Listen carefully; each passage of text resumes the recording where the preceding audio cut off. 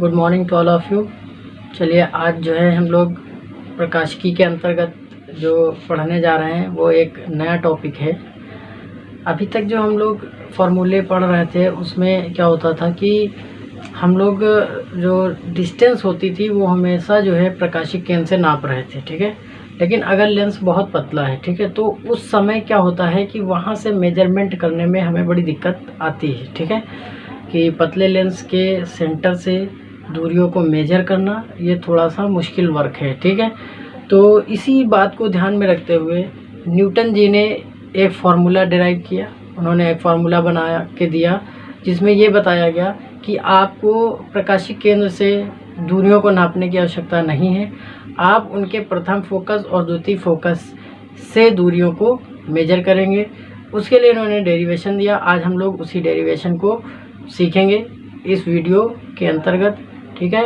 और I hope सभी को बहुत अच्छे से समझ में आने वाला है, ठीक है। हमारे चैनल को सब्सक्राइब और लाइक ज़रूर करिए, जहाँ तक से हो सके लोगों तक पहुँचाइए। चलिए देखते हैं बोर्ड पे, जैसा कि आप लिखा देख सकते हैं, ठीक है। यहाँ पे ये बताया गया है कि पतले लेंस की फोकस दूरी के लिए न्यूटन का सूत्र, ठीक है। तो हमने एक पतला लेंस ले लिया, ठीक है, जिसका प्रकाशिक केंद्र C है। इसका प्रथम फोकस जो है वो F डैश है और जो इसका द्वितीय फोकस है वो F है, ठीक है। जो प्रथम फोकस है उसके सामने एक ऑब्जेक्ट रखा है O डैश, ठीक है। ये जो O डैश है इसकी जो दूरी है वो मान लीजिए X डैश दूरी है इसके फोकस से। जो प्रथम फोकस है उससे इसकी जो दूरी है वो कितनी है, X डैश, ठीक है।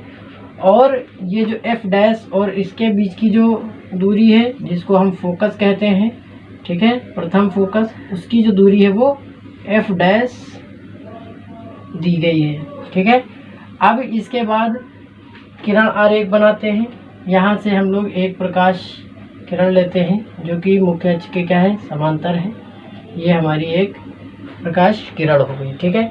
अब हमें पता है जो मुख्य अक्ष प्रिंसिपल एक्सिस के समांतर प्रकाश की किरण आती है वो जैसे ही लेंस के द्वारा उसका अपवर्तन होता है तो वो मुख्य फोकस से होकर के जाएगी, ठीक है। तो ये यहाँ से बेंड होगी और जो है मुख्य फोकस से होकर के ऐसे जाएगी, ठीक है। ये इसका पाथ हो गया। अब क्योंकि हमें जो है दो प्रकाश किरणें चाहिए एक प्रतिबिंब को बनाने के लिए, तो एक हम दूसरी प्रकाश किरण लेते हैं। दूसरी वाली प्रकाश किरण हम प्रथम फोकस से ही पास करा लेते हैं, ठीक है।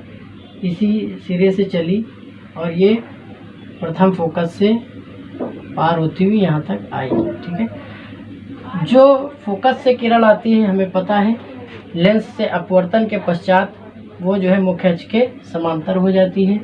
तो यहाँ से इस प्रकाश की किरण में अपवर्तन हुआ और ये मुख्य अक्ष के समांतर ऐसे हो गई, ठीक है। तो इसको जहाँ पे एक दूसरे को ये मिल रहे हैं, ठीक है, जहाँ पे ये एक दूसरे को मिलती हैं वो इनका क्या कहलाता है, प्रतिबिंब कहलाता है। ये I डैश हो गया और ये I हो गया। तो I डैश जो है हमें एक प्रतिबिंब प्राप्त हो रहा है। ये जो बिंदु है इसको हमने A नाम दे दिया और इस वाले को हमने B नाम दे दिया, ठीक है। चलिए अब देखते हैं कैसे इसका डेरिवेशन किया जाएगा, ठीक है। सर्वप्रथम हम एक ट्रायंगल ये देख लेते हैं। ये वाला एक ट्रायंगल हो गया हमारा, ठीक है, और ये वाला हमारा दूसरा ट्रायंगल हो गया। अब ये दोनों सिमिलर ट्रायंगल हैं। ये वाला एंगल समान है, ये 90 अंश है, ये वाला 90 अंश है। इसलिए हम कह सकते हैं कि ये जो दो त्रिभुज हैं ये कैसे हैं, सिमिलर हैं। तो हम यहाँ लिखेंगे कि त्रिभुज O dash F dash O dash F dash व दूसरा वाला जो हमारा ये वाला है, ठीक है, जो आपका है त्रिभुज F डैश BC,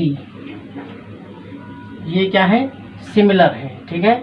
ये क्या है, समरूप है, ठीक है। अब जब ये समरूप है तो हम जो है इनकी भुजाओं का अनुपात बराबर ले सकते हैं, ठीक है। समरूप ये थ्योरम होती है कि उनकी भुजाओं का अनुपात क्या होता है, बराबर होता है। तो हम अगर इस भुजा का इस भुजा से अनुपात ले लें मतलब ओ डैश का अनुपात जो है वो CB से ले लें, ठीक है। तो इनके जो आधार है OF डैश, इधर का आधार और इधर का आधार आपस में क्या हो जाएंगे, CF डैश बराबर हो जाएंगे, ठीक है। ये हम देख लिए, ठीक है। अब यहाँ पे एक चीज़ हमें पता है कि जो CB है ये समांतर हो गया, CB जो डिस्टेंस है वो समांतर है किसके, II डैश के। तो हम ये भी कह सकते हैं, चूँकि हम जान रहे हैं कि जो CB है वो समांतर है, इसलिए हम कह सकते हैं ये II डैश के बराबर है। तो ये मान अगर यहाँ रख दिया जाए तो OO dash upon II dash is equal to OF dash upon CF dash. ये हमारी इक्वेशन नंबर 1 हो जाएगी, ठीक है।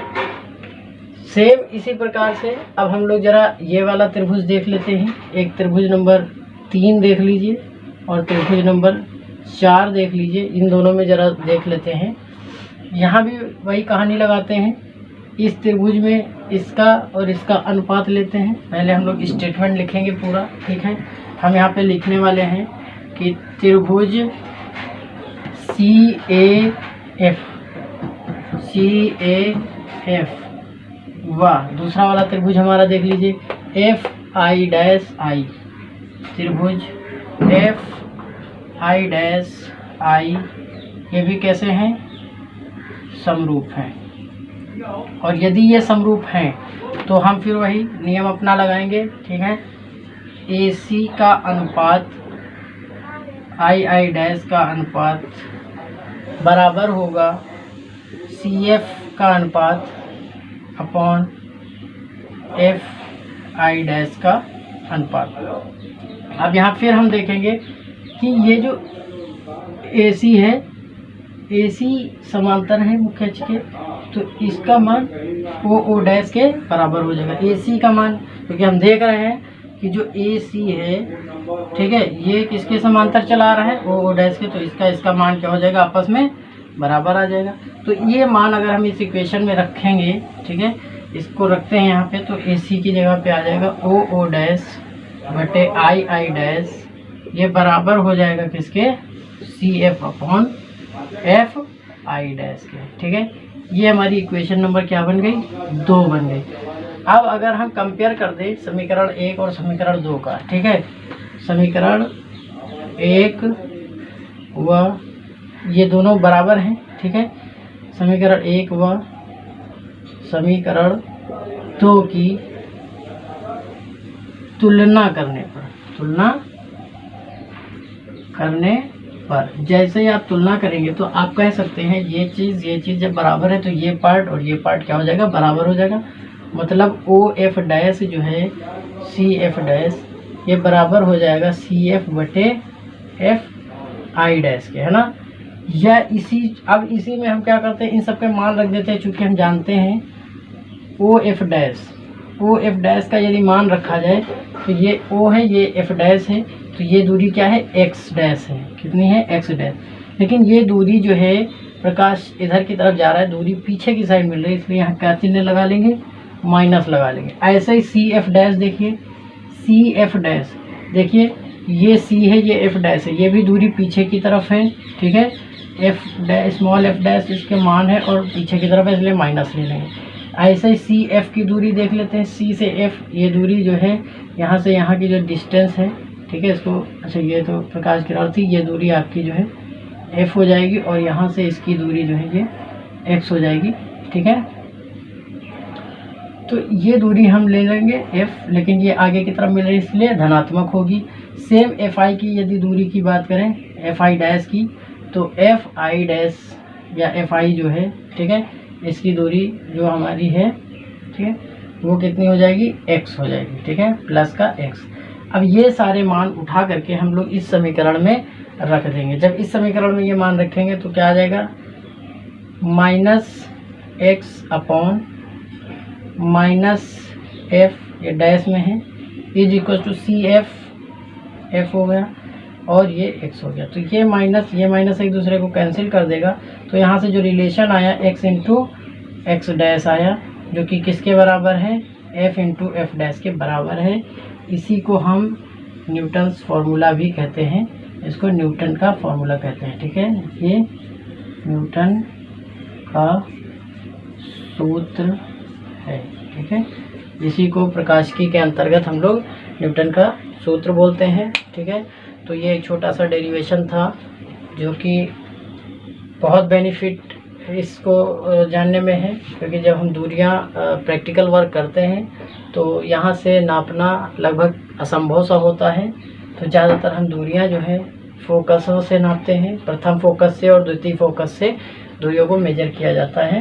ठीक है, तो एक बार फिर से देख सकते हैं यहाँ पे क्या कंसेप्ट लगाया गया। हम यहाँ समरूपता सिद्धांत के आधार पर जो है हमने इस डेरिवेशन को किया है। हमने ये त्रिभुज समरूप मान लिया।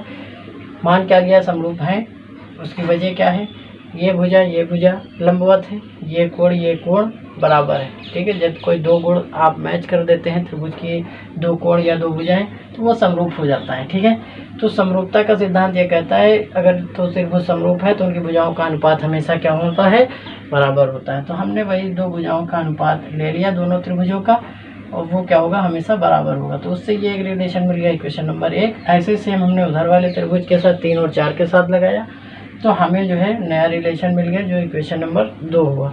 अब यहाँ पे दोनों इक्वेशन 1 और 2 की जब हमने तुलना की तो हमने देखा कि ये मान तो बराबर है, इसका मतलब ये मान भी आपस में क्या होने चाहिए, बराबर होने चाहिए। अब इनकी वैल्यू हमने रख दिया, चिन्ह प्रॉपर्टी को फॉलो करते हुए हमने जब इनके मान रखे तो हमारा ये मान प्राप्त हो गया, जिसको हम लोग न्यूटन का सूत्र कहते हैं। ठीक है, ये जो है आपके सिलेबस का इम्पोर्टेंट टॉपिक है। ठीक है, आई होप ये समझ में आ गया होगा।